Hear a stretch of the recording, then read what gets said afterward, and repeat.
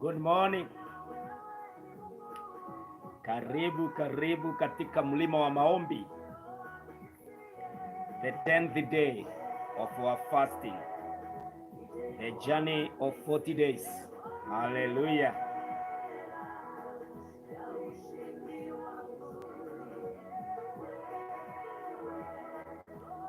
Karibu.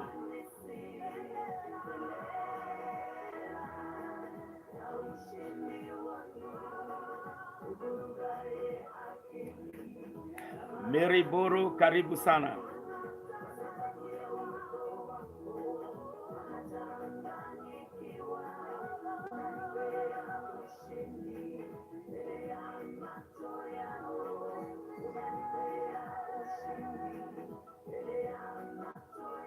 Kindly help me to share this to many friends. It's a weekend, sometimes a Saturday is a lazy one. But we can push it. Huenda mahali wametulia, wanaweza pata nafasi ya kusikiza na kufuata na hata kuomba nasi. Help me to share.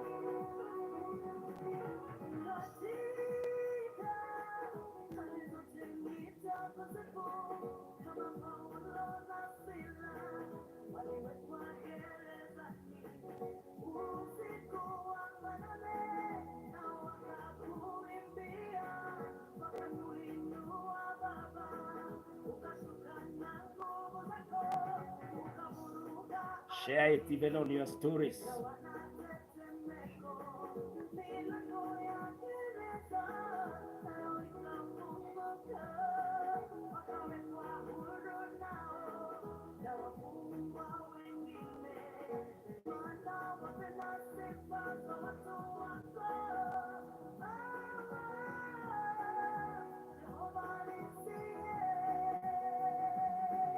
Lydia, good morning to you. Remember, we are also live on our YouTube channel, Pastor Kenyajui Joseph. In the name of Jesus, today is the 10th day. It's on a Saturday.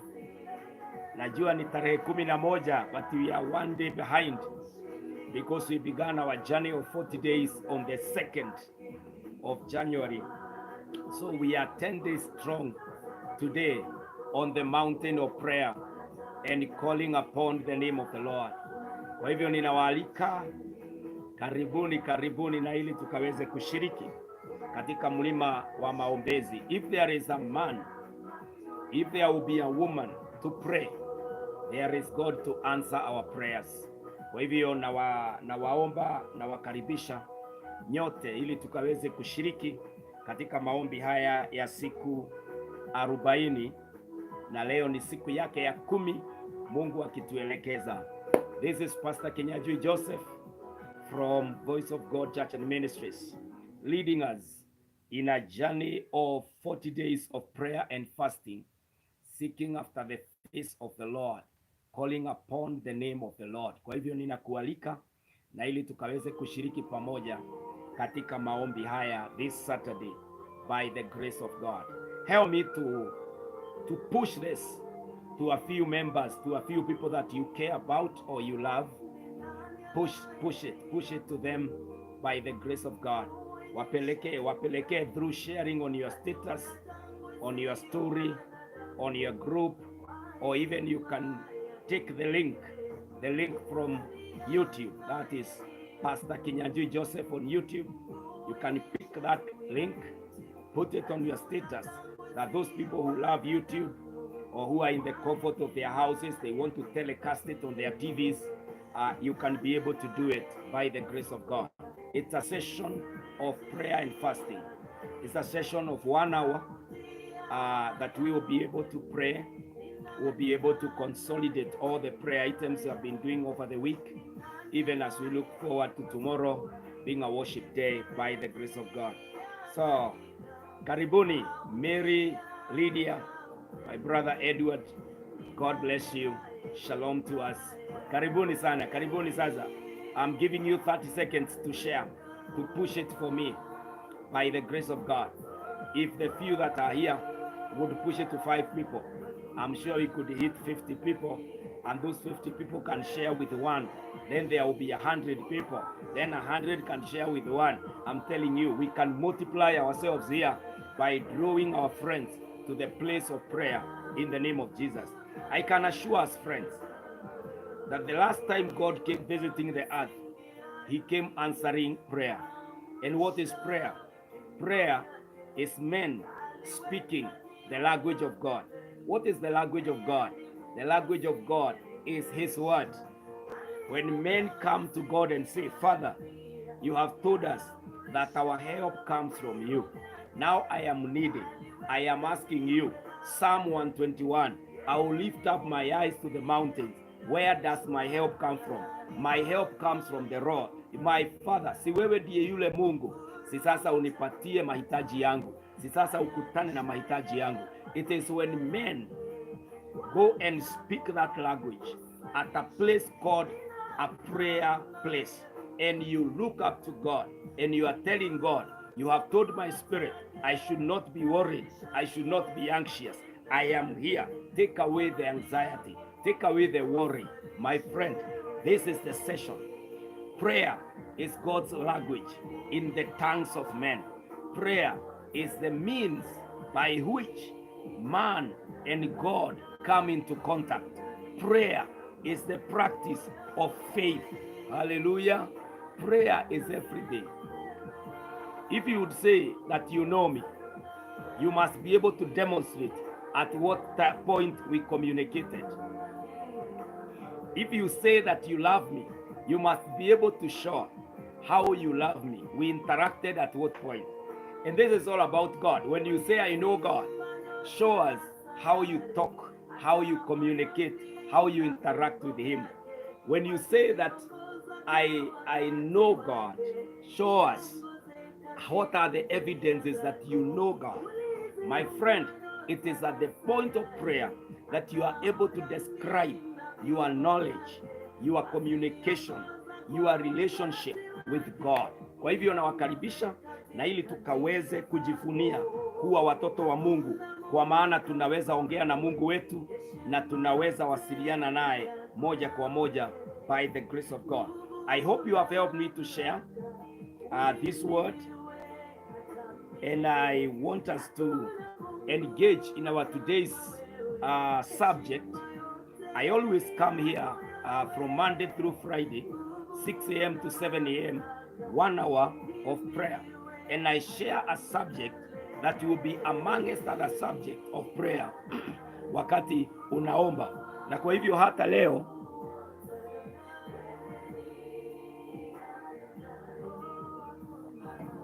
My voice is a bit hoarse because tumelala kwa kesha ya maombi.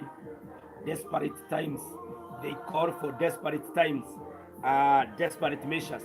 Na kwa hivyo tutang'ang'ana, but my voice is not that bad.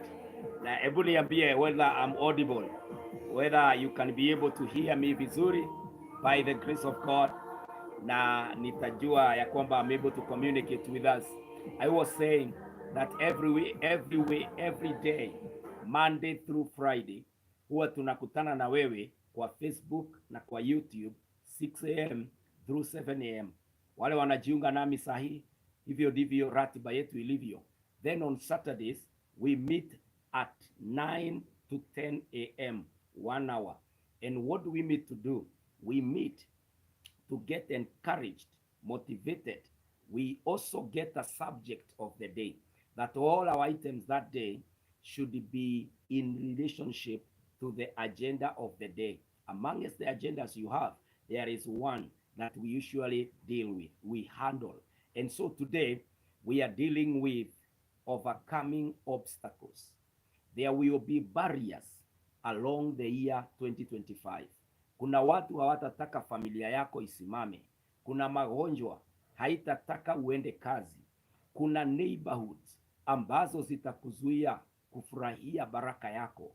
Kuna majanga mengi, mapepo, kuna maadui, kuna hali ambazo zitainuka na zingependa kuzuia njia yako katika mwaka huu. We are praying that we shall overcome these barriers. We shall overcome these hindrances, all the disruptions of the enemy, all the powers of darkness that could be rising against you are making it to the destination, towards the destiny that God has given to us. We are praying today that the Lord shall overcome them for you in the name of Jesus. Unakutanga mtoto anagonjeka, unaenda kulazwa naye hospitali. Unakuta ya kwamba the breadwinner in your family ndiye amegongwa na janga, na unakuta ya kwamba ni kama all of you are at a standstill. You are so confused. Things you have never thought you can find yourself in, you are thrown there. Tunataka kuomba that such wicked, demonic obstacles, they will not interfere with our speed of achievement. They will not interfere with our joy of life in the name of Jesus. Kwa hivyo mpendwa, today's agenda, today's subject of prayer on the mountain is the agenda of calling upon the name of the Lord, that our paths, barabara zetu, will be cleared by the Lord. Let us pray as we begin. Father, in the name of Jesus, I pray this wonderful day, the 10th day of our prayer and fasting, that God, you are clearing all our obstacles. I pray this morning that your face is shining upon us, oh God. I pray that your righteous right hand is upholding each one of us, Almighty. I pray today that we are interacting with heaven in the name of Jesus Christ. Baba wa mbinguni, ninaomba neema ya Mungu inatutosha. Naomba mkono wa kuume wa Mungu unatuinua. Naomba Baba wa mbinguni unapokea maombi yetu yote ambayo tumeifanya this 10 days, and that Almighty God, the Holy Spirit who comes alongside us to intercede and help us to pray. My God, he is helping us even now. Mungu wa mbinguni, naombea wapendwa wote ambao wanajiunga nami leo, ya kwamba unawabariki, unawajalia kila mmoja wetu ambaye anapiga kambi hapa na hata anakuwa challenged, angependa kuanza kufunga nasi. Naomba Bwana umpokee, naomba Bwana umsikie katika jina la Yesu. Naomba hili lisali moja liwe limejawa na nguvu na uwepo wa Mungu, ya kwamba utatuondolea vizuizi vyote katika jina la Yesu. Every obstacle, my God, you are dealing with it. Anything that hinders, my Lord, you are removing it along our path, and you are giving us the grace, the favor, and your presence is abiding together with us. My Lord, I humble myself before you, Lord. I repent my sins, oh God. I pray that you may cleanse me with the precious blood of Jesus, that I am acceptable as I pray, as I lead your people in prayer, and that our prayer is not in vain, in the name of Jesus Christ. My God and my Father, every situation that is being represented here. If anyone is sick, let them receive their healing. If anyone is discouraged, may they receive their encouragement here. If anyone is rejected and desperate, I pray now that the love of God is overwhelming this person in the name of Jehovah God. Kama kuna yule amejificha kwa sababu anaogopa kudaiwa madeni na hana njia, my God, I pray in that particular sacred place, meet with that person and my God deliver them in the name of Jesus. Mungu wangu, hata taifa letu tunalikabidhi mikononi mwako, praying that you, the God of Kenya and Kenyans, you are our portion. Have mercy on us, Lord, and bless our land, heal our nation, and lead the government in the way that is the way of God-fearing, in the name of Jesus. My Father, I pray for the church. I pray for all the believers. I pray for your people. My Father, my God, this morning, may you hear us on the day 10 on the mountain of prayer. My God, we raise our needs. We raise our worries. We raise our prayer items to you. My God, be pleased to come through and attend to our petitions in the name of Jesus. Baba wa mbinguni, tubariki. Baba wa mbinguni, tujalie na utunemeshe. Baba, usituachilie tuhangaike, usitupeane kwa matamanio ya maadui wetu. Tusiingie kwa kifo, tusiingie kwa ajali, tusiingie Baba kwa aibu. Tunaomba asubuhi ya leo, on this Saturday, my God, I pray, Lord, lift my brothers, lift my sisters, do a new thing, Almighty Father. Open our eyes that, God, we can see and know, we can do, we can be in the path that will lead us to the achievement of our destinies in the name of Jehovah God. Bariki wapendwa sasa, tuonekanie sasa na utujibu maombi yetu Bwana katika mlima huu. Mungu wangu, tutapoanza na kuendelea, naombea wapendwa ya kwamba nguvu ya mbinguni inashuka katika maisha yao. Tunaomba haya tukikuaminia uwepo wako pamoja nasi, katika jina la Yesu Kristo tunaomba hata kuamini. Amen, amen, amen. Wapendwa, karibuni katika maombi yetu ya asubuhi katika Saturday ya leo. It's a wonderful weekend, na tunaamini Mungu ya kwamba Mungu aliyetupatia this weekend atatupatia hata njia ya kufurahia na hata kumshukuru katika kuendelea kwetu. I want us to pray about overcoming obstacles. Mara nyingi tunaweka strategies. We have good plans of how our future will look like. We are even not lazy. Sisi ni watu wa bidii, tunapanga vile ambavyo mambo yetu itakaa, lakini unakuta ya kwamba mipango yetu haifaulu. Unakuta hakuna kuendelea, unakuta hatuwezi fika hata nusu. Unaangalia tukiwa mwezi wa 6, mwezi wa 5, unajaribu kuangalia progress and there is no progress. And it is so humiliating. It is so embarrassing. You feel frustrated. Your energy is gone and you give up. We are praying in advance that our God will see our strategic plan for the year 2025. We will see the desire that we have to make it in the name of Jesus. Ya kwamba kama kuna watoto ambao wamepotelea kwa mihadarati, watoto ambao wamepotelea kwa pombe, watoto ambao wamepotelea kwa anasa za dunia, wewe mzazi, this is the time to claim their lives back. This is the time to help your son fight that particular dragon in his life, to help your daughter fight that beast in her life, and that she will make it in the name of Jesus. Mzazi, sasa ni wakati wetu wa kuomba that these hindrances, the calls we shall be receiving from our sons and our daughters, they are calls of encouragement, they are calls of progress, they are calls of moving to the next higher level in the name of Jesus. Mfanya biashara, you have strategized, umejipanga, unaangalia mbele, unaamini utaongeza employees, utafungua branch nyingine, unaaminia Mungu ya kwamba utaanza kuagiza mali yako kutoka nje, China, kutoka Marekani, kutoka Dubai.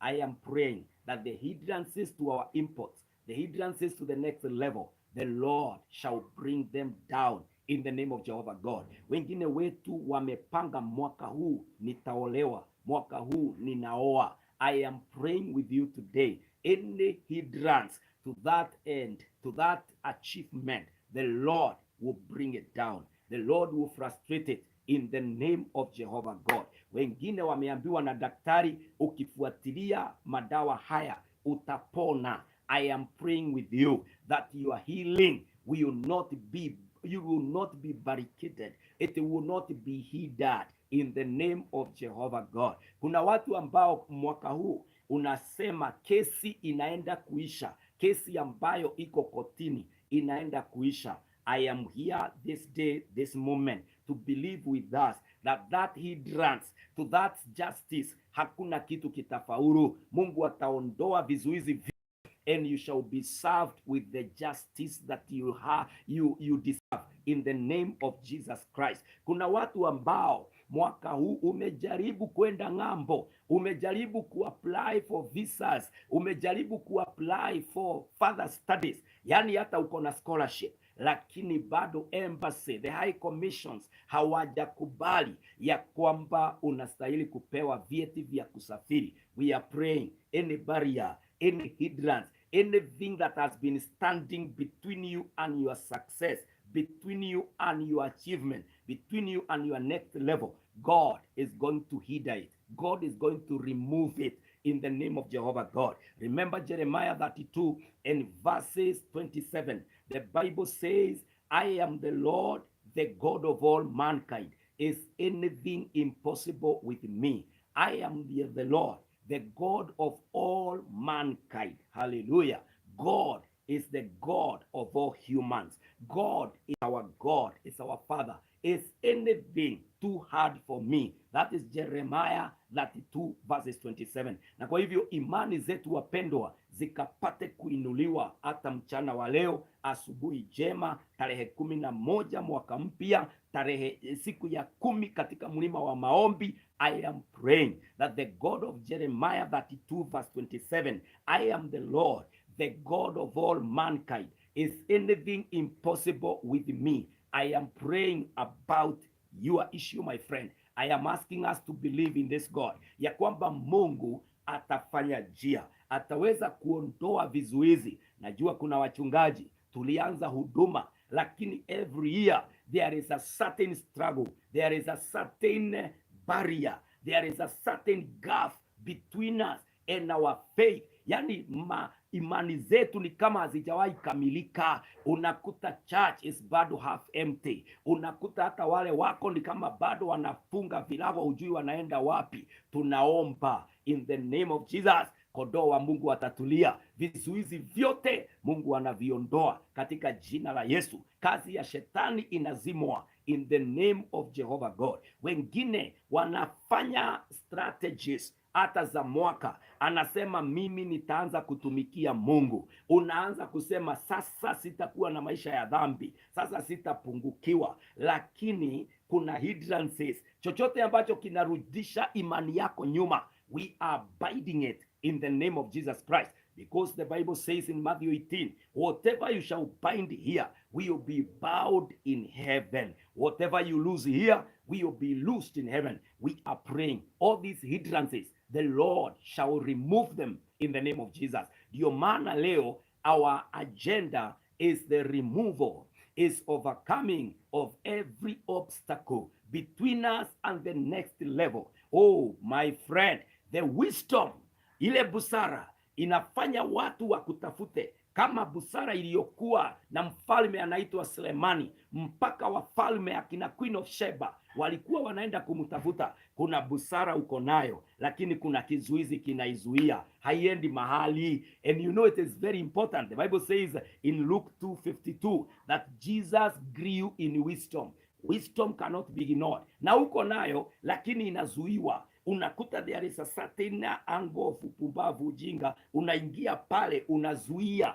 Unakuta kuna matamushi umefanya during unguarded moment, there is a statement umesema that has negated every other thing you have said. I am praying in the name of the Lord that there will be no hindrance to the amount of wisdom that God has given to us and trusted with us, kwa ministry, kwa familia, kwa kazi, kwa maisha ya kawaida, in the name of Jehovah God. Naomba, umekuwa in so many panel interviews, umekuwa kwa interviews day in day out, umekuwa pale unaulizwa maswali, ukijaribu kujibu na unajua, unatoka nje unasema, how did I forget this? I am praying that barrier of your success Mungu anaiondoa in the name of Jehovah God. All the applications ambazo umefanya, umeziacha kwa hizo interest za maofisi, umepeleka kwa macompanies, umepeleka kwa mashule, nothing is happening. These are the barriers. These are the obstacles. These are the hindrances. The moment you identify them, take them to the mountain of prayer today. Tell the Lord, Father, I have been suffering rejection. There have not been replies, even regret, kuhusiana na ile interview nilifanya, kuhusiana na ile application nilifanya. My God, I am praying for favor this year. I am praying for acceptance this year in the name of Jehovah God. Wengine wetu tunaanza jambo, but we never finish. Unaandika strategic plan, you never follow it. Unaanza project, it never finishes. I am praying today in the name of Jehovah God. Wengine tunachukua hata loans, tunashindwa, na sio ati unakosa pesa, yani ni kitu tu inaingianga. You are unable to service your loan. I am praying in the name of the Lord. These obstacles are being removed, are being taken away in the name of Jesus Christ. Even what he does, revelations, hallelujah, I am praying with us in the name of Jesus, ya kwamba Mungu anatuondolea vizuizi vyote vya ufunuo ambao tunaenda kupatana nao. Hallelujah. I am praying with all categories in different stages of life of people, ya kwamba Mungu atasikia maombi yetu, atafanya njia, that when you open your mouth, you shall be speaking things that advances your vision. When you lift your arms, hallelujah, your prayers will be answered. When you enter, when you check in anywhere, the purposes of your day will be calling you, will be hurrying up to come and connect by the grace of God. Tunaomba katika jina la Yesu, all obstacles in the path of success, all hindrances in the path of our vision, the Lord will remove them, will erode them and separate them from us in the name of Jesus. Wapendwa, katika jina la Yesu Kristo, ninaomba Mungu ajionyeshe. Thank you so much Mr. Edward Jeru.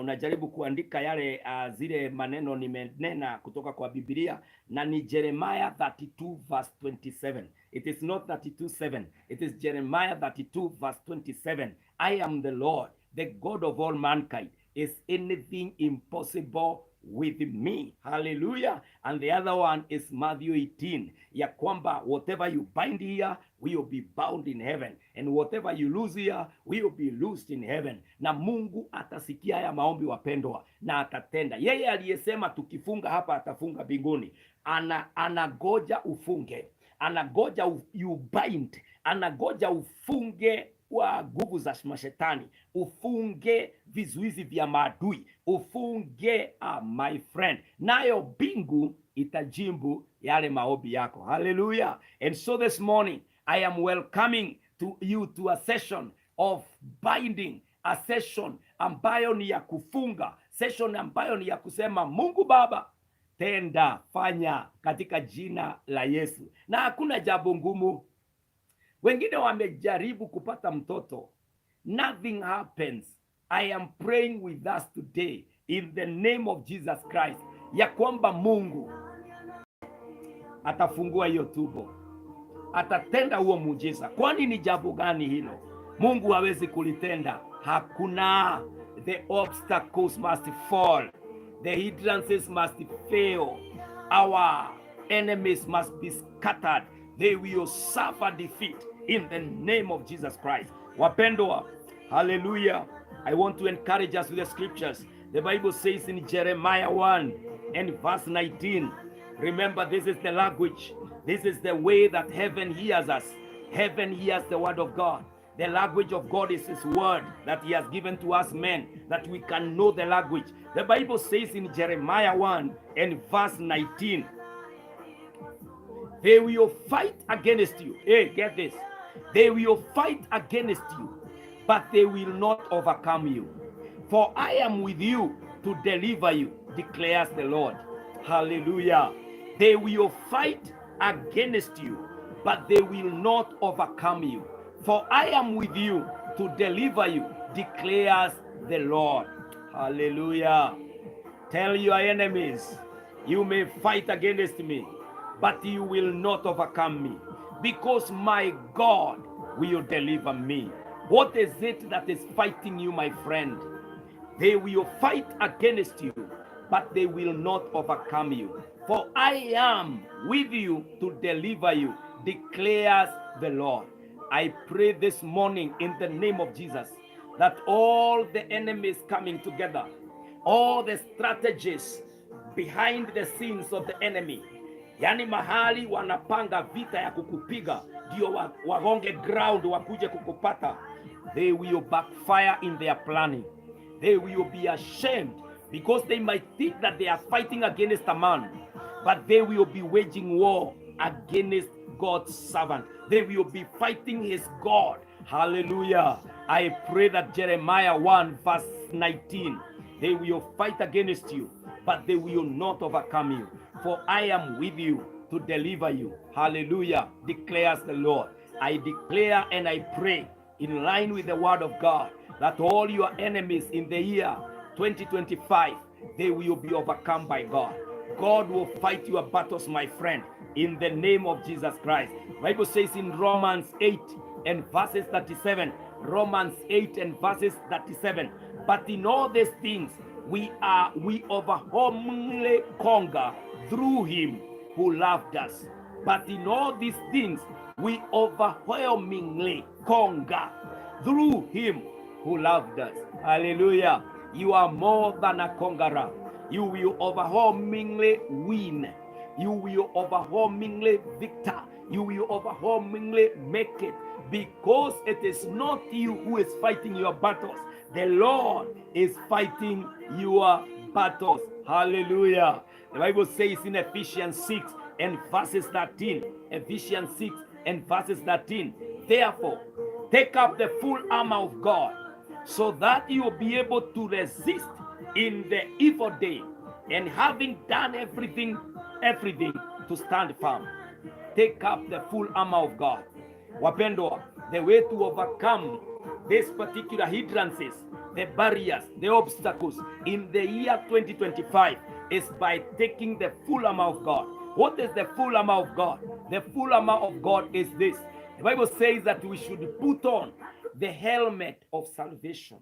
That is in Ephesians chapter 6 and verses 10 downward. Take the full armor of God. And the full armor of God, the salvation. Be saved. Be in the Lord. Know that, being saved means that you have handed over yourself into the hands of him who is the Almighty. So have that understanding in your brain, in your mind. Be persuaded, be convinced that you are in the Lord. You are never alone. You are saved. The helmet of salvation. You are not alone. You are not desperate. You are in the Lord. And the Bible continues to say, the blessed plate of righteousness around your chest, ya kwamba utatembea kwa njia za Mungu, njia za utakatifu. The Bible continues to say that in your hand there is the big shield of faith, ya kwamba imani yako uikuze, iwe ni imani ambayo itazima mishale ya mashetani. Hata wakisema nini, walk in faith, believe in faith. Hata kwa familia ukirushiwa mishale ya magonjwa, ukirushiwa mishale ya rejection, mishale ya vita hapa na pale, make sure that your faith is a big shield. It will be able, yani ile mishale inagonga, inaanguka chini, inakukinga, inakuzuia katika jina la Yesu Kristo. Inasema even the belt, nule mshipi utafunga ni mshipi wa ukweli, the belt of truth, ya kwamba uongozwe na ukweli. Nena ukweli, usikubaliane na uongo na usiemploy uongo katika mikakati, katika mijadala, katika mpango, katika kufanya kazi yako. Ongea tu ukweli. If you are late, sema tu mimi kuwa late in a traffic. Kama ni kwamba hujui jambo, sema sijui hili ama nilisahau lile. Ongea tu ukweli. Even your staff, waambie waseme ukweli. Truth takes people somewhere. The way the belt is able to carry, because Paul is looking at a military, at a soldier ambaye amesimama pale anamlinda asitoroke. Yani anaona ule mshipi wa military vile unahangiwa vitu na vile umekazwa, pia umeshikilia ile trouser ama nguo ya yule soldier. Yani uwe imara katika ukweli. You know Jesus is the truth. Na kwa miguu uweze kuvalia viatu vya amani, to take the gospel of peace out there. Mahali popote utakanyanga, nena amani, nena neema, nena uwepo wa Mungu, kuwa baraka mahali pale. And then take the sword of the Spirit, which is the word of God. Make sure when you are attacking with the word of God. Ndio maana tunasoma neno hapa tukiomba, because the sword of the Spirit, and you know the sword ndio inapigananga. Amongst all other things ambazo tumeambiwa tuvalie, kofia, helmet of salvation, ile kinga ya kifua, the breastplate of righteousness, na ile ngao kubwa, the big faith, the big shield of faith, na ule mshipi na viatu. Hizo hazipigani. Kile kinapigana ni the sword of the Spirit, and the sword is the word of God. Ndio maana every time I come to say anything, I must speak the word of God, because the word of the Lord is the one that is a powerful arsenal. It is a powerful weapon. It is the silaha ambayo tunatumia kugonga adui. Make sure that you have the word of God in your mind, in your heart, in your spirit, in your life. Allow yourself to be concentrated, to be saturated with the word of God. Jawa, wacha kuendea maufunuo, wacha kuendea maunabii, wacha kuendea mafuta, wacha kuendea chumvi, wacha kuendea maneno ya watu. Endea neno la Mungu. Hallelujah. Receive the word of God. The word of God is the sword of the Spirit. Hallelujah. Sio mikono yangu, hapana. Unless there is a backup ya mikono yangu na neno, lakini hakuna kitu ingine. Lazima uende neno la Mungu. The sword of the Spirit. When anxiety comes in, unasema, the Bible says in Philippians 4 verse 6, do not be anxious about anything. Hallelujah. Hey, wakati watu wanasema tutaona mahali utaenda, unasema the Lord is my shepherd, I shall not be in want. You may suspend your need, your supply, but I have the shepherd ambaye atanipeleka kwenye malisho, kwenye maji ya matulivu. My friend, let the word of God fill you. It is the sword of the Spirit. Na ndio maana Ephesians 6:13 imesema, therefore take up the full armor of God, so that you will be able to resist. Hallelujah. You will be able to resist in the evil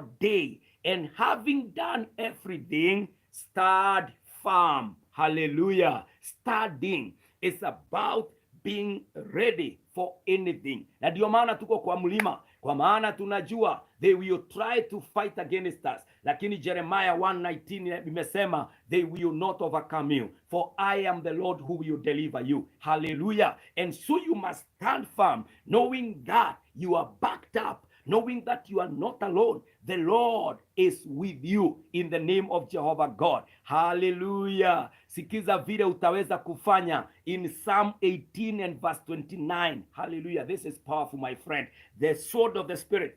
In Psalm 18 verse 29, the Bible says, for by you is in the capital letter, you, for by you God, for by you I can run upon a troop, and by my God I can leap over a wall. I can scale a wall. Hallelujah. For by you I can run upon a troop, and by you I can leap over a wall. Hallelujah. Huyo ni Mungu. Nikiwa na Mungu nitaweza kuangusha makumi, mamia, maelfu ya wapiganaji wanaonipiga. Na nikiwa nawe Mungu, hakuna kizuizi ambacho sitaruka. I will scale the wall. It doesn't matter the barriers. It doesn't matter the size of the mountain. It is about the size of my God. It doesn't matter the strategies in the camp of the enemy. It is about the mighty man of war, who is my God,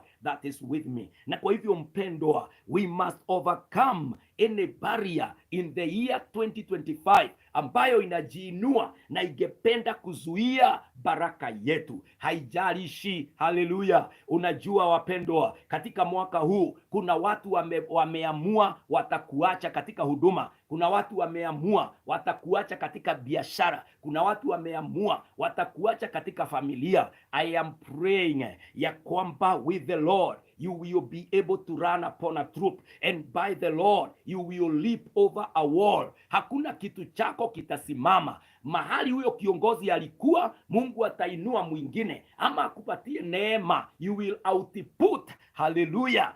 Utafanya bidii na Mungu atakuinua, atakujalia. Hakutakuwa na lile shimo. Mahali wanataka uwe exposed, mahali wanataka uwe delayed, mahali wanasema ati utakuwa slowed down, watashangaa. The Lord will grow you wings and you shall take off like an eagle. You shall soar the farthest. Kwa maana sio wewe, ni Mungu yuko na wewe, katika jina la Yesu Kristo. Wapendwa, may you hear the word of the Lord in your life, ya kwamba in the year 2025 the Lord will help you scale the wall. The Lord will help you run upon a trip. Hallelujah. Mungu atakuinua, atakuwezesha na atafanya njia katika maisha yako. I am praying for us ya kwamba Mungu atatuinua na Mungu atafanya matendo makubwa katika maisha yetu. Wapendwa, don't look behind. Don't take your sight. Iangalie nyuma. Keep your focus. Keep your sight. Keep your desire going up. I am speaking to all the wise. Hallelujah. Angalia yale mambo yanaweza kuinua bwanako. Angalia yale mambo yanapinga bwanako. Pigana nayo katika mlima. Sema, Baba, I pray that the spirit of confusion will not be on my husband. He will succeed. Yani omba progressively. Unaangalia mbele, unampigania vita. Mabwana wote, I am speaking to you. Pigania mke wako vita vyake vyote. Wale wote wamempangia mabaya, zile vitu ambazo pengine ni gossip, pengine ni mapepo, pengine hata ni kazini amepangiwa kujaribiwa ama kufutwa kazi, muombe. Take on those obstacles in the name of Jehovah God.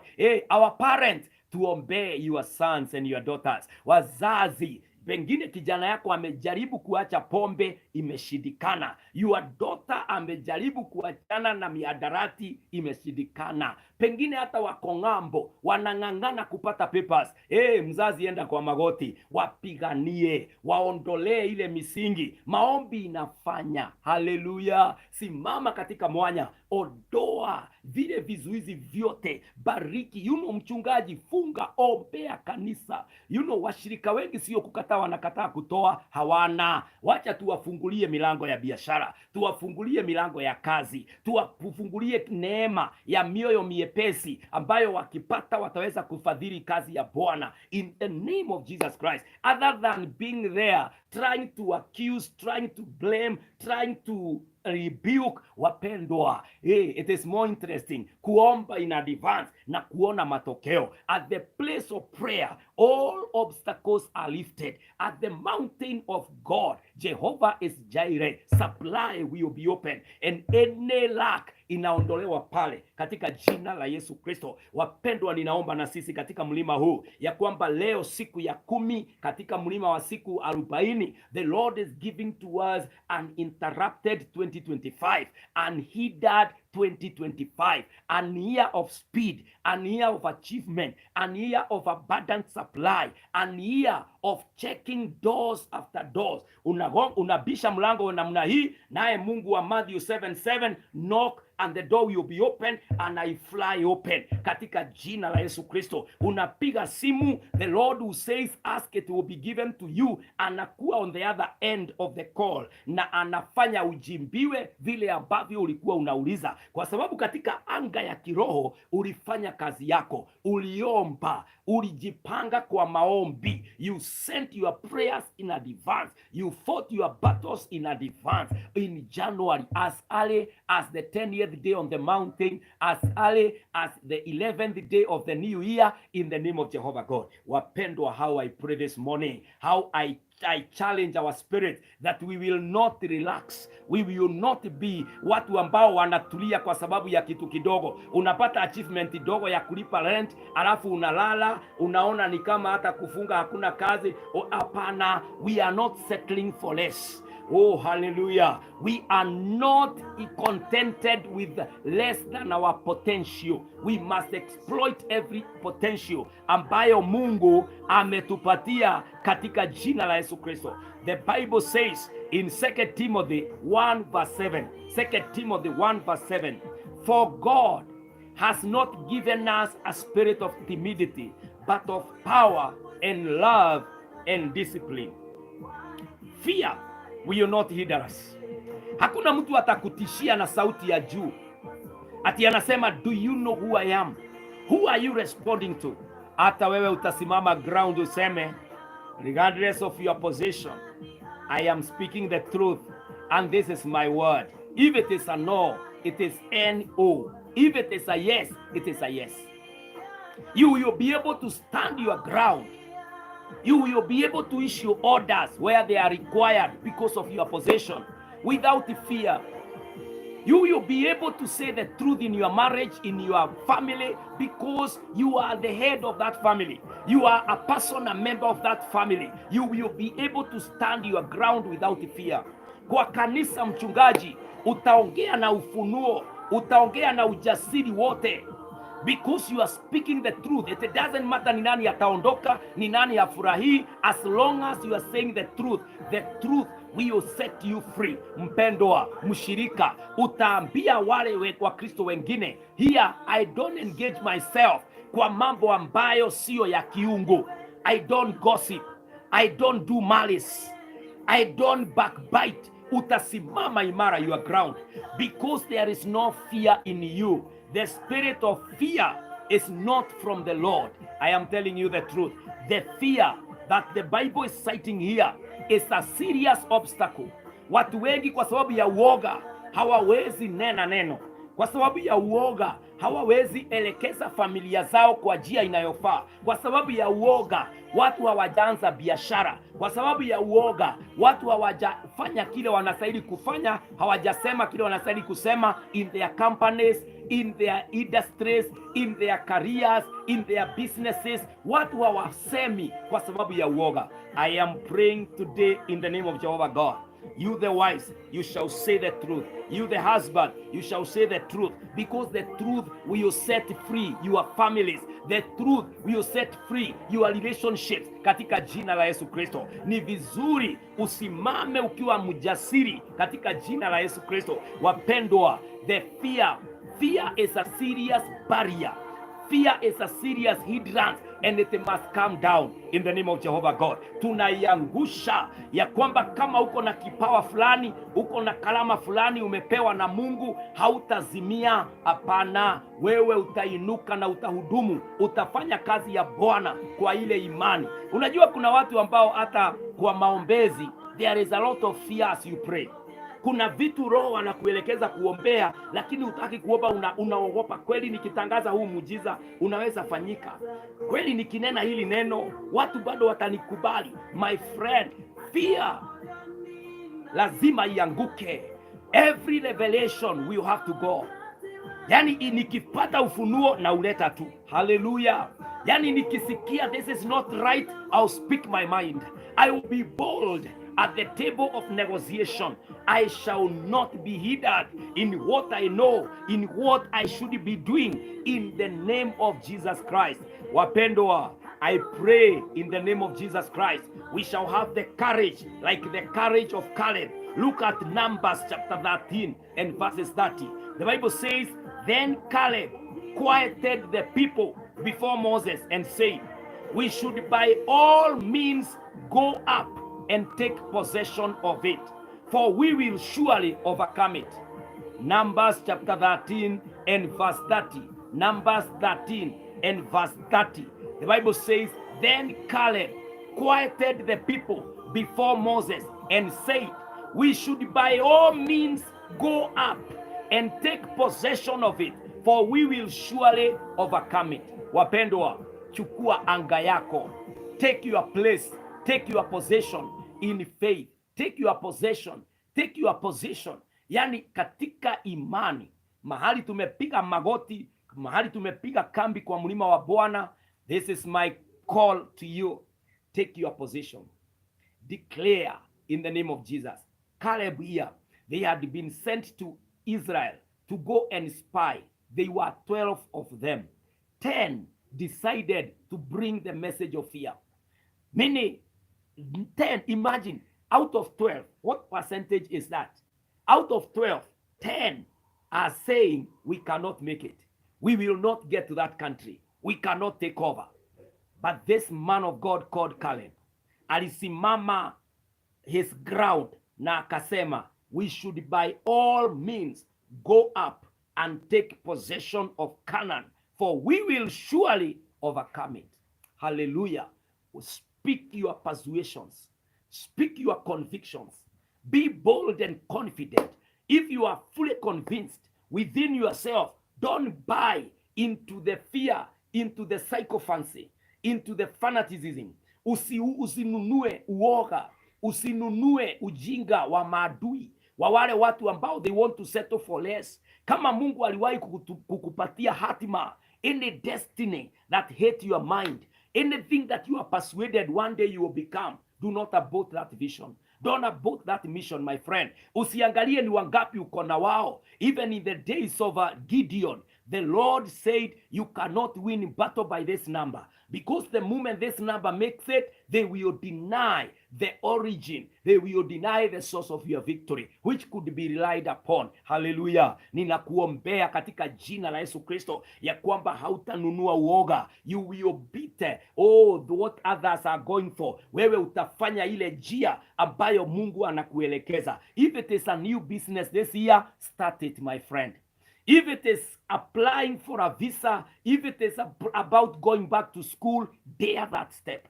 Dare that step. Go and do it. It may not be popular, lakini ninakueleza, it is your way. Hivyo ndivyo Mungu anakunenea. Mimi nimenenewa laini yangu, na wewe unanenewa laini yako. Pursue your line. You will become somebody by the grace of God. You must get there by the grace of God. Hallelujah. Do you know the capacity you operate in, mpendwa? Yani, do you know ile mamlaka uko nayo ukiwa mikononi mwa Mungu? There is so much you can engage and succeed. These obstacles, these things that he does from attempting greater agendas, lazima ziondoke. Na zinaangukaje? Psalm 91 verse 13. The moment you build your capacity in the word of God, Psalm 91 verse 13, the Bible says, you will tread upon the lion and cobra, the young lion and the serpent you will trample down. Hallelujah. You will tread upon the lion and cobra, the young lion and the serpent you will trample down. That is what the Lord says about us. There is a certain power within us. Hallelujah. Kuna nguvu iko ndani yetu, nguvu ambayo itafanya tuweze kufaulu. Hallelujah. Hallelujah. There is the power of God. The Bible says in 2 Corinthians 10 and verse 4. 2 Corinthians 10 verse 4. For the weapons of our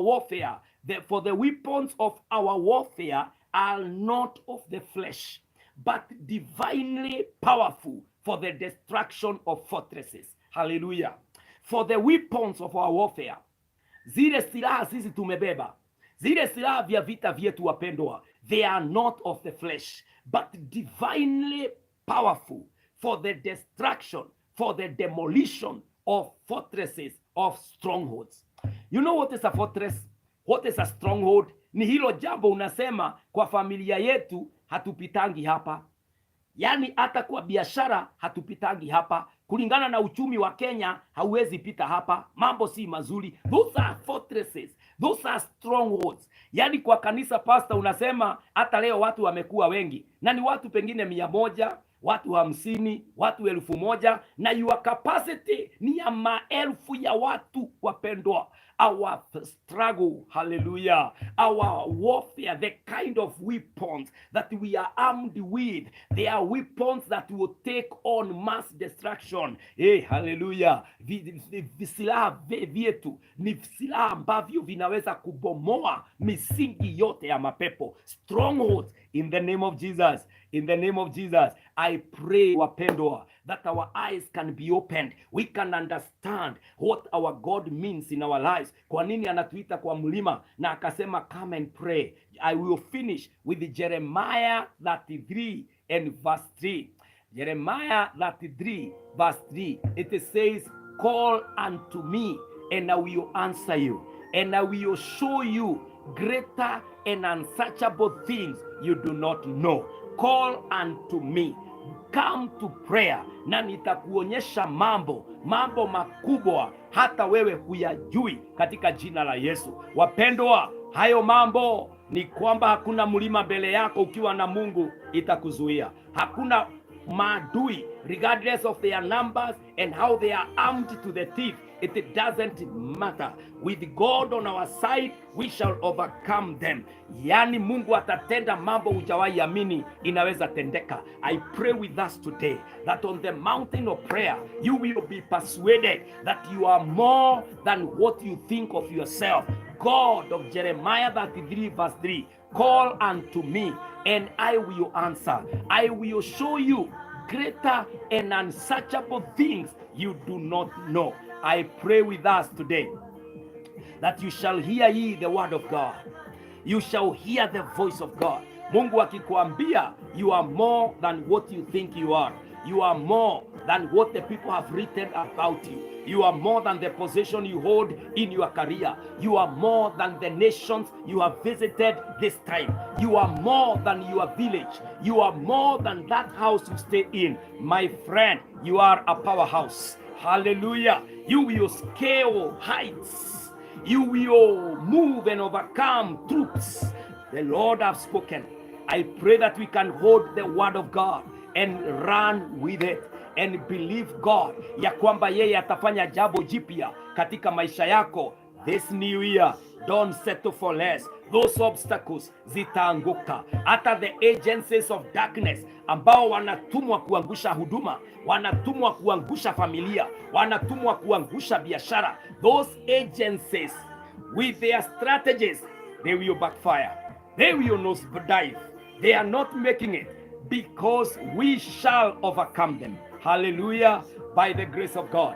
Baba wa mbinguni, katika jina la Yesu, naomba na mpendo wa leo ya kwamba anapokea kibali, anapokea neema, anaona ule ujasiri unataka yeye awe naye, nawe Mungu ushuke ile imani uitekeleze katika jina la Yesu. I pray that all obstacles have now been won and they are crashing, they are crumbling, they are coming down in the name of Jesus Christ. Baba wa mbinguni, watu wataoa, watu wataolewa, watu watapona, watu wataajiriwa, watu wataajiri, watu watahudumu, watu wataokoka. All manner of blessings, they are catching speed now because there are no barriers on the path in the name of Jehovah God. My Father, I pray ya kwamba tunapoanza mwaka, my Lord, you are going ahead of us. Na Baba wa mbinguni, unaondoa kila aina ya vizuizi na unatengeneza njia. Asante Mwokozi, kwa maana ukifanya njia hakuna awezaye Baba kufleta vizuizi tena. Ninaombea mpendo wa mchana huu, naombea mpendo wa katika mlima huu ya kwamba anapokea huu ufunuo na anakimbia na ufunuo wa neno la Mungu. Bariki wapendo wa Mungu wetu, tuinue, tujalie na utunemeshe katika mlima huu, tukiomba wale wanaenda prayer centers, wale wanaenda kwa nyumba za Bwana, wale wanaombea kwa nyumba zao, yule baba ambaye yuko kazini na bado anaomba. I pray Almighty, come through and remove all the obstacles that are barricading us from our blessings in the name of Jesus. Bariki wapendwa, jalia wapendwa, na tunaomba ushuhuda baada ya haya maombi mwaka huu. Katika Kristo Yesu tumeomba na tumeamini. Amen. Amen. Wapendwa, may the Lord God Almighty bless you. May the favor of the Lord rest upon you. Ninawapenda. Thank you for always tuning in. Thank you kwa sababu tuko katika mlima wa maombezi, na asante kwa yale yote ambayo yanatendeka. Hold on the mountain of prayer. Keep praying, keep knocking. Tuko katika siku yetu ya 10 ya kufunga na kuomba. We began our journey on 2nd of January, na tunafunga kwa aina hii. Our kind of fasting is what you call partial fasting. In partial fasting huwa tunakula matunda, tunakunywa maji na chai, na pia tunakula vegetables. Kwa hivyo it is partial fasting, what you may call, if you like, vegetable fasting or Daniel's fast, ya kwamba tunakunywa maji, tunakunywa chai, tunakula matunda na boga. However, kama uko na magonjwa na pengine daktari wako amekueleza ni vizuri uchukue matembe ukikula, mimi pia ninaongeza mwito wa daktari. Wewe kula, wewe kunywa, na uchukue madawa, but make sure that you also keep praying. Do not miss at the place of prayer, kwa sababu Mungu hataangalia kama tumbo iko na chakula ama haina. Mungu anaangalia yale maombi unaomba kutoka kwa moyo. Na kwa hivyo kama uko na mashida ya diabetes na hauwezi funga kama sisi, wewe usihatarishe maisha yako. Wewe kula na kunywa dawa, but make sure by all means you are praying, you are persistent at the place of prayer in the name of Jesus. Na kwa hivyo tunafunga mpaka tarehe 10 mwezi wa pili, February 10th, ndio climax the 40th day.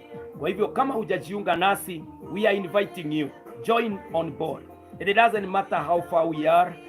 Hiyo siku moja utafunga, siku 2, siku 3, siku 21, siku 7, Mungu anakuona.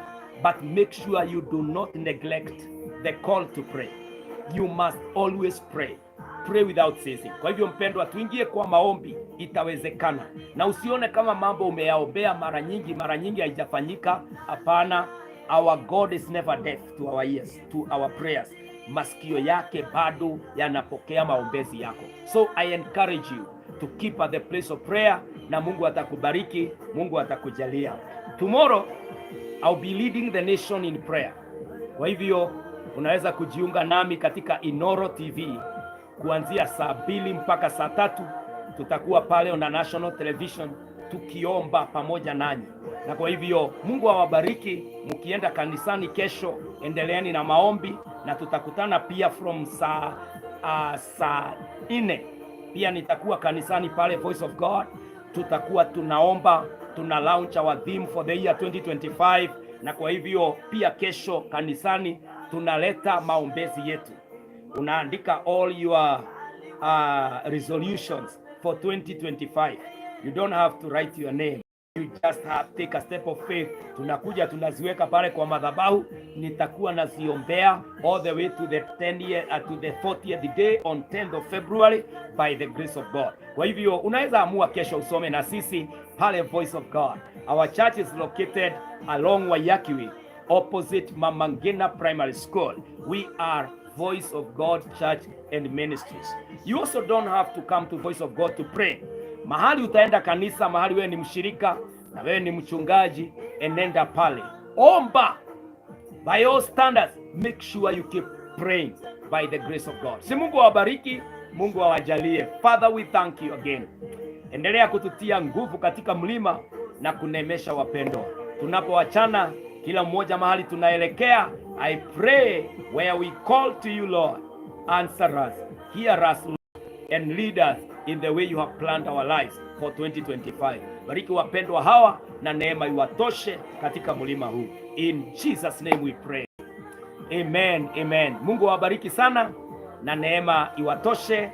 Ninawapenda. See you tomorrow either on TV, Inoro TV, between 8 and 9 a.m. Nitakuwa pale, ama kanisani Voice of God Church and Ministries Ibada ya kwanza ni saa 3, ibada ya pili inaanza saa 5.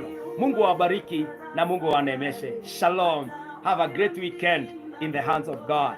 Amen. Hallelujah.